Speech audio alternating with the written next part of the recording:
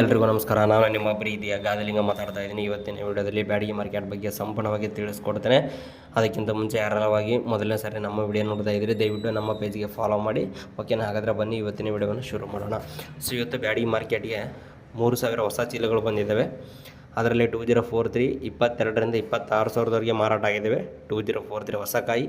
ಇನ್ನು 5531 medium best ಹೊಸ ಕಾಯಿ 14,000ರಿಂದ 17,000 ಮಾರಾಟ ಆಗಿದ್ದಾವೆ. ಇನ್ನು KDL ಮೀಡಿಯಮ್ 15ರಿಂದ 18, 5531 ಲಾಲ್ ಕಟ್ಟು 13,500ರಿಂದ 15,000ವರೆಗೂ ಮಾರಾಟ ಆಗಿದ್ದಾವೆ. ಇನ್ನು AC ಕಾಯಿ ನೋಡೋದಾದರೆ ಇವತ್ತಿನ ಮಾರ್ಕೆಟಲ್ಲಿ 6,000 ಚೀಲಗಳು AC ಕಾಯಿಗಳು ಬಂದಿದ್ದಾವೆ. ಅದರಲ್ಲಿ ಡಬ್ಬಿ AC ಕಾಯಿ 54ರಿಂದ 56,000ವರೆಗೂ ಮಾರಾಟ ಆಗಿದ್ದಾವೆ ಡಬ್ಬಿ. ಇನ್ನು KDL ಕಡ್ಡಿ DLX ಅಂದರೆ ಟಾಪ್ ಕಡ್ಡಿ ಬಂದುಬಿಟ್ಟು ಇವತ್ತು AC ಕಾಯಿ 60,200ವರೆಗೂ ಕೂಡ ಮಾರಾಟ ಆಗಿದ್ದಾವೆ. 60,200ವರೆಗೂ ಕೂಡ ಮಾರಾಟ ಆಗಿದ್ದಾವೆ. ಇನ್ನು 2043 AC ಕಾಯಿ 28ರಿಂದ 32,000, 37,000 ಕೂಡ ಮಾರಾಟ ಆಗಿದ್ದಾವೆ ಕೆಲವೊಂದು ಲಾಟು AC ಕಾಯಿ. ಇನ್ನು 5531 AC ಕಾಯಿ 20,500ರಿಂದ ಹಿಡಿದು 23,500ವರೆಗೂ ಕೂಡ ಮಾರಾಟ ಆಗಿದ್ದಾವೆ AC ಕಾಯಿ 5531.